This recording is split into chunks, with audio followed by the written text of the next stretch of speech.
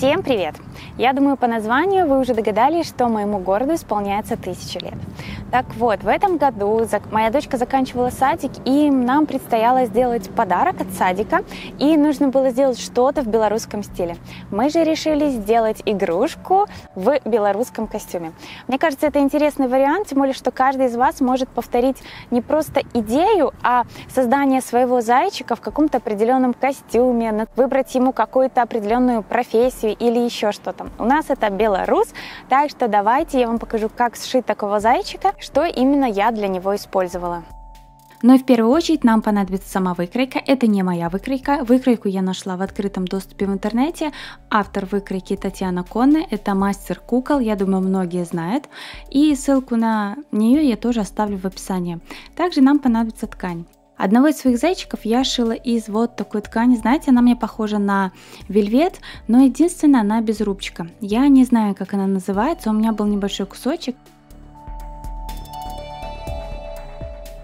Я шила вот такого зайку, смотрится очень здорово. Но у меня ее сейчас нет, поэтому я буду использовать вот такую ткань, из которой шьют пальто. Как именно она называется, я тоже не знаю, потому что, выбор ткани для пальто сейчас уже огромное количество. И вельвет для брюк. Но вы можете использовать совершенно любые ткани, и для основы зайчика можно взять даже самый простой хлопок.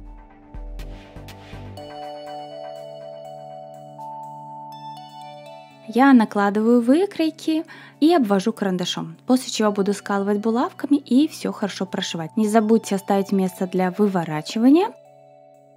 И, конечно, при раскраивании смотрите, чтобы по краям у вас оставалось по 5-7 мм, чтобы вы могли еще и вырезать.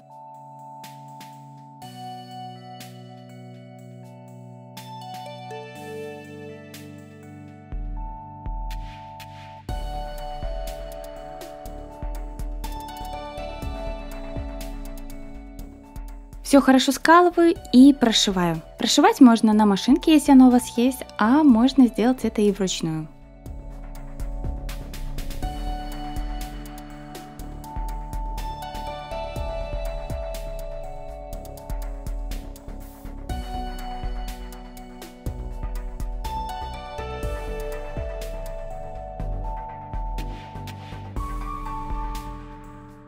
После того, как я сшила все детали, я вырезаю. Вырезаю я ножницами зигзаг. Знаете, наверное, это ножницы, которые должны быть, мне кажется, почти у каждого, кто любит шить. В первую очередь, края не типаются и очень-очень хорошо режут. Я свои ножницы когда-то заказывала на сайте Banggood, но я прошла по своему старому видео, и, к сожалению, доступных ссылок нет. Поэтому где такие ножницы заказать сейчас, я не знаю.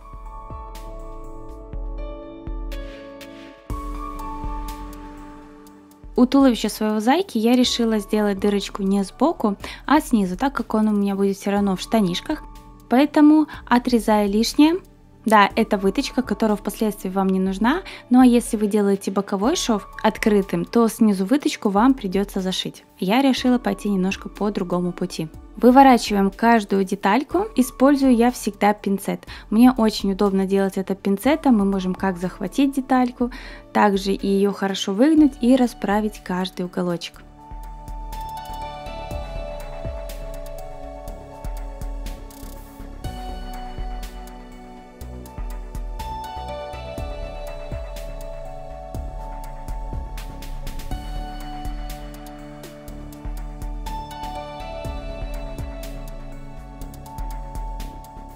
Все вывернули, и теперь сшиваю ушки. Но я сшиваю их как? Просто наметываю для того, чтобы впоследствии понимать, как они у меня будут прикреплены к самому зайчику. И нужно обращать внимание на то, что есть левое ушко и правое ушко. Поэтому я, сгибая его на две части, с одной стороны я загибаю в одну сторону, оставляя где-то 5 мм, а с другой стороны ушка загибаю в другую сторону. И просто сметываю большими стежками.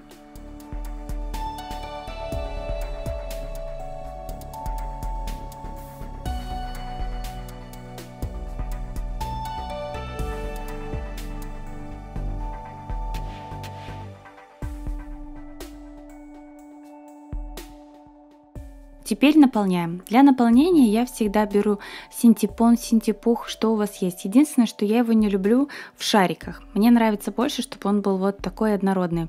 Тогда на туловище любой вашей игрушки не будет вот этих непонятных шариков, и оно будет выглядеть ровно. При наполнении я тоже использую пинцет. Потом все аккуратненько сшиваем.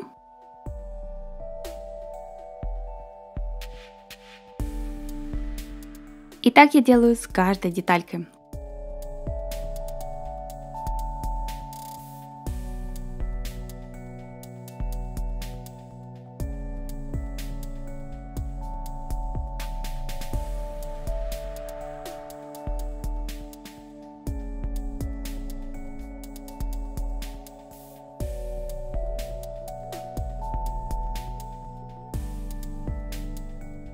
В первую очередь мы будем соединять ножки. Я буду говорить так, потому что лапки верхние, лапки нижние звучит как-то странно. При пришивании использую деревянные пуговицы. Ссылку на них я тоже вам оставлю в описании. И хлопковую нить. Кстати, хлопковую нить я использую ту, которую используют для джинса. Она толстая и очень плотная. Беру очень длинную иглу и начинаю все хорошо пришивать, стягивая нашего зайчика. Если у вас нету пуговиц, можете их не использовать, это просто такая декоративная часть.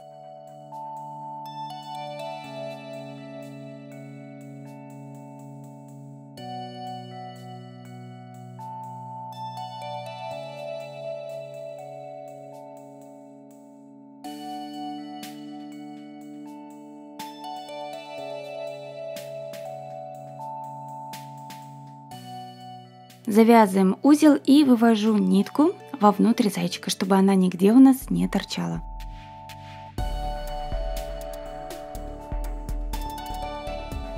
Теперь ушки. Вот в этом месте будут находиться ушки. Кстати, можно ушки направить как вниз, также перевернуть их и пришить кверху. Тогда у вашего зайчика ушки будут торчать вверх. Ну и еще при создании своего зайчика внутреннюю часть ушка можно сделать цветной.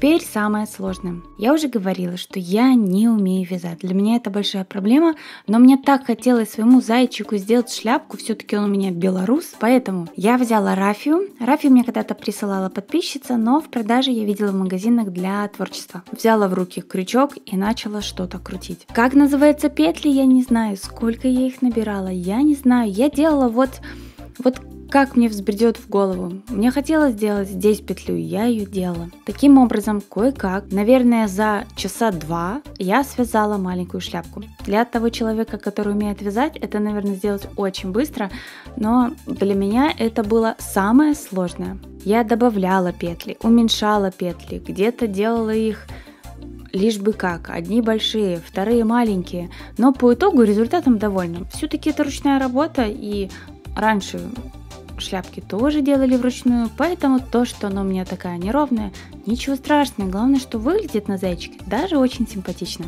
Поэтому никогда не бойтесь, если у вас что-то идеально не получается.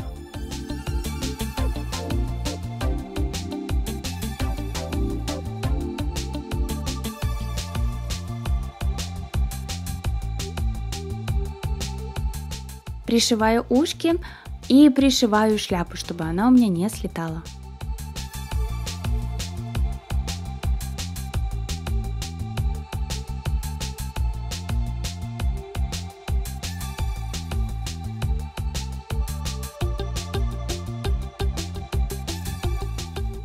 Пришиваю я тоже рафией для того, чтобы с лицевой стороны у нас ничего не было видно.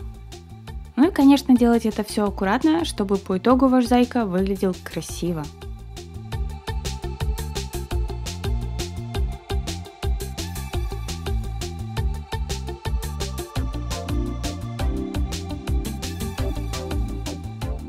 Вот так у меня уже получается. Теперь делаем саму мордочку. Вышивать сверху я буду нитками мулине. Можно использовать совершенно любые нитки, а можно нарисовать акриловыми красками. Но обязательно дайте просохнуть, чтобы ничего не размазать. Я подобрала нужный мне цвет и буду вышивать носик.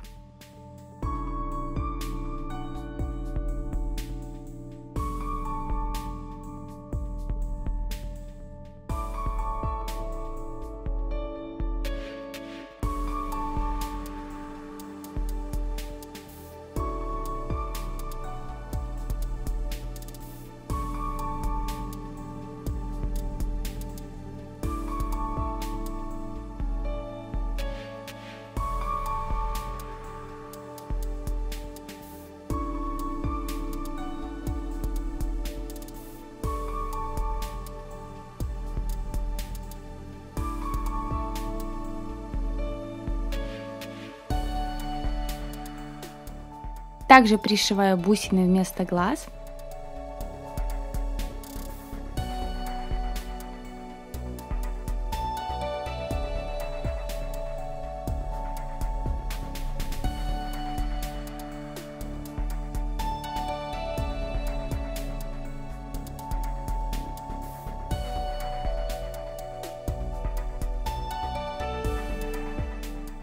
И делаю щечки своей мозаике. Щечки можно делать как сухой пастелью, как масляной пастелью. Также возьмите свои тени, румяна, что у вас есть. Я думаю, у каждого дома что-то найдется. Ну и осталось его одеть.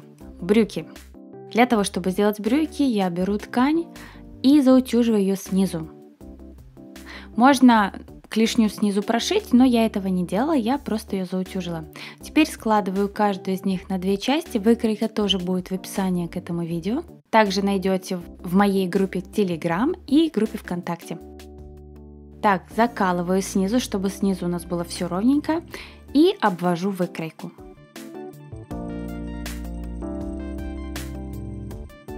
Сделать нам нужно две таких детали.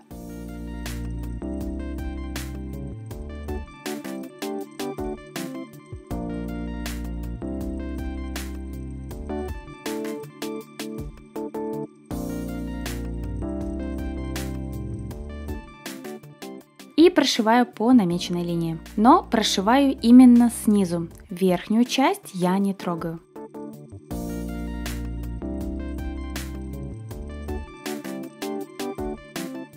После чего вырезаем, выворачиваем одну клешню и помещаем ее во вторую, именно не в вывернутую. Вот таким образом, соединяя шаговый шов посередине.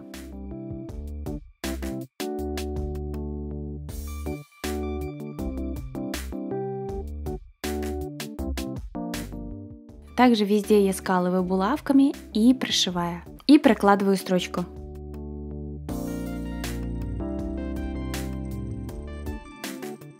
Выворачиваем, и наши брюки готовы.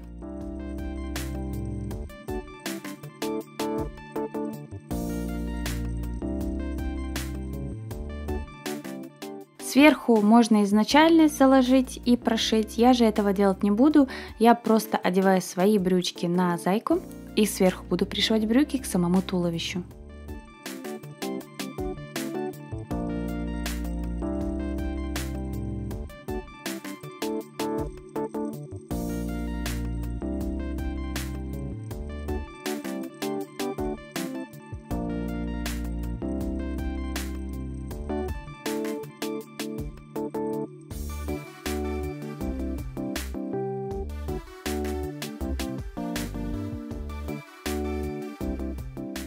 Убираем все ниточки.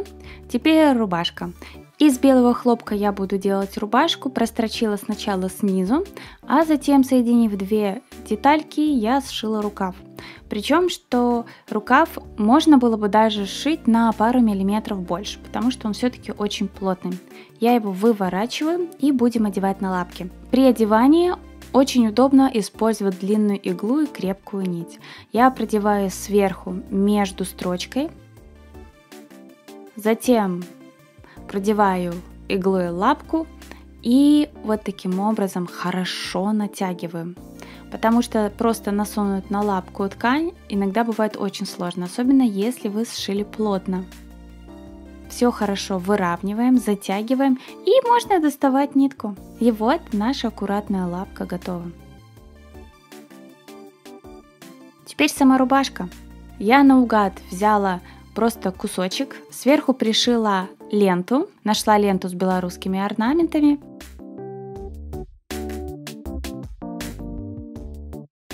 И нам нужно шить прямоугольник. Делаю я это все на глаз. Сверху загибаю и буду прокладывать строчку. Для того, чтобы потом нам все хорошо стянуть и горловина у нашего зайчика тоже выглядела хорошо.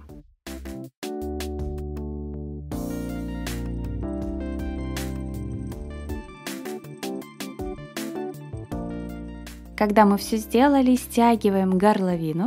Делайте все очень аккуратно, чтобы нитка не порвалась, потому что будет очень обидно делать это все заново.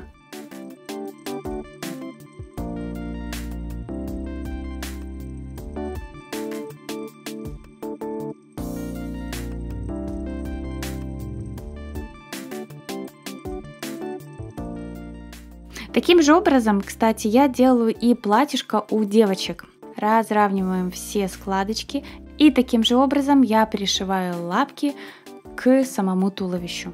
Тоже использую в работе пуговицы.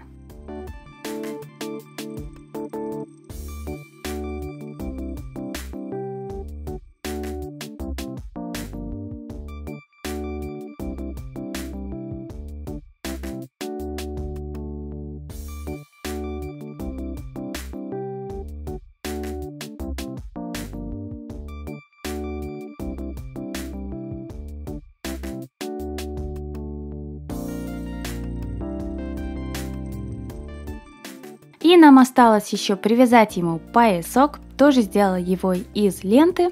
Спереди, там где узелок, я еще пришиваю, чтобы он у нас никуда не слазил. Срезаю лишнее, и на этом мой зайчик будет готов. Таким же образом вы можете сделать зайку совершенно в любом костюме, в платье, девочку, мальчика. Можно придумать очень много разных вариантов. Также я когда-то делала и в подарок на свадьбу. Делала мальчика и девочку.